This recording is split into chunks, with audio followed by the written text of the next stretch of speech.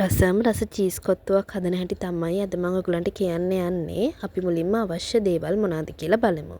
කපාගත්තු ගෝබා, carrot, ඒ වගේම ලූණු, ඊට පස්සේ චොප් කරගත්ත ඉඟුරු සුදු ලූණු, ලීක්ස්, ඒ වගේම මාළු මිරිස්, අනිවාර්යයෙන්ම මාළු මිරිස් ගන්න.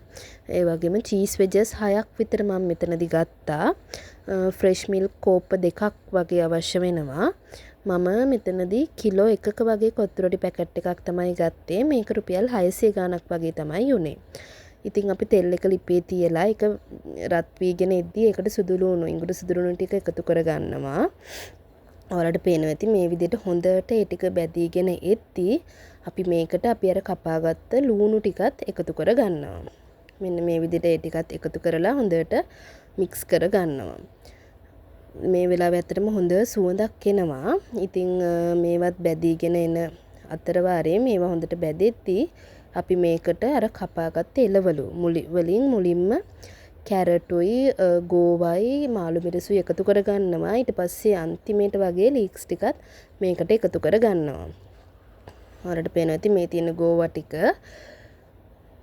ඊට පස්සේ මාළු මිරිස් අනිවාර්යයෙන්ම මාළු මිරිස් දාන්න. මොකද හරියම රසක් එනවා මේක මේ අපි දාලා කද්දී මේක හැපෙද්දී. ඊට පස්සේ ඔන්න අපි ඔක්කොම එළවලු ටික ওই විදිහට දා ගන්නවා. දාලා ওই ටික හොඳට තෙලේ බැදෙන්න දෙනවා. ඒ වගේම මතක තියාගන්න මේ වෙලාවේදී අර ලුණු ගම්බිරිසුත් මේකට එකතු කරන්න.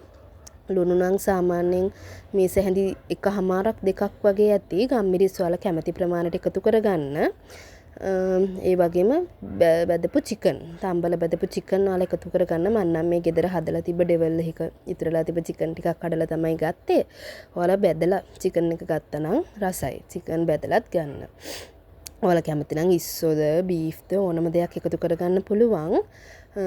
ඊට පස්සේ මම මේකට කෑලි මිරිස් චුට්ටකුත් දානවා. කෑලි මිරිස් දාන්න අත්‍යවශ්‍ය නැහැ. මම ටිකක් සැරට කන්න කැමති. ඒ කියන්නේ චීස් කොත්තු වුණත් පොඩක් සැර ගතියට මම කැමති නිසා මම කෑලි මිරිස් ටිකකුත් එකතු කරා. මේ ටික හොඳට බැදීගෙන එද්දී අපි අපේ කොත්තු රොටි ටික එකතු කරනවා. මම ඉස්සෙල්ලා කිව්වා වගේ මෙතන කිලෝ 1 පැකට් එකක් තමයි තියෙන්නේ. රුපියල් 600 ගාණක් වගේ උනේ. ඉතින් මේ ටික දාලා හොඳට එළවලු ටිකත් එක්ක මේක මික්ස් කරන්න. ලුණු ඔක්කොම මේකත් එක්ක මික්ස් වෙන්න ඕන හින්දා ඉතින් ඔයාලා ලුණු දාද්දි පරිස්සම් වෙන්න. මොකද අපි චීස් එකතු කරනවා මේ කොත්තු රොටි එකතු කරන නිසා ඒවල ලුණු ගතිය තියෙනවා. නිසා මුලින්ම ලුණු පොඩ්ඩක් එකතු කරලා පස්සේ රසපදම අනුව එකතු කරගත්තොත් ගොඩක්ම හොඳයි.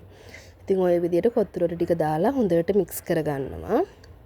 මේ ටිකත් හොඳට බැදීගෙන තැම්බිලා වගේ එද්දි ඔයාලට තේරෙනවනේ නෝමලි අපි කන කොත්තු රොටිය තියෙන්නේ. මේ වගේ අපි පොඩක් එක කෑල්ලක් කාලා ඔයාලට ඒක තේරුම් ගන්න පුළුවන්. ඉතින් කාලා බලලා ඇති වගේ කියලා ඔයාලට හිතෙනවා නම් බලන්න දැන් මේකේ නම් තව අවශ්‍ය වුණා ටිකක් තැම්බෙන්න දීලා හරි ගානකට මේක ආවට පස්සේ ෆ්‍රෙෂ් මිල්ක් ටික එකතු කරනවා. මෙතනදී කෝප්ප දෙකක් එකමාරක් දෙකක් වගේ ඇත්තටම ඇති. ඔයාලගේ කැමැත්ත අනුව තමයි ඒක. ඔයාලට ගොඩාක් ක්‍රීමි ගතියට ඕන නම් ටිකක් මේක වැඩි වුණත් කමක් නැහැ. මම ගත්ත ප්‍රමාණයට ගන්න නම් කෝප්ප දෙකක් වගේ හොඳටම ඇති. එතකොට ඔය පේනවා ඇති. ওই විදිහට ෆ්‍රෙෂ් මිල්ක් ටික එකතු කර ගන්නවා.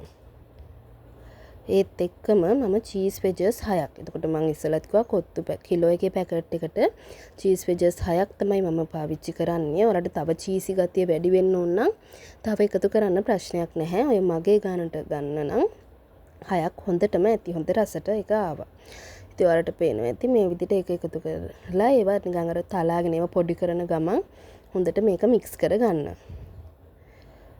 ඉතින් ඔයාලට මේකට කැමති ඕනම දෙයක් දැන් මම මෙතනදී බිත්තර එකතු කරේ නෑ. ඒ වගේම ඔයාලා මේක සැර විදිහට හදන්න කැමති නම් මස් හොදි චීස් වෙනුවට මස් හොදි දාලා මේක හදන්නත් පුළුවන්. දැන් ඔයාලට පේන ඇති ඔන්න අපි චීස් කොත්තුව හදාගෙන ඉවරයි අපි.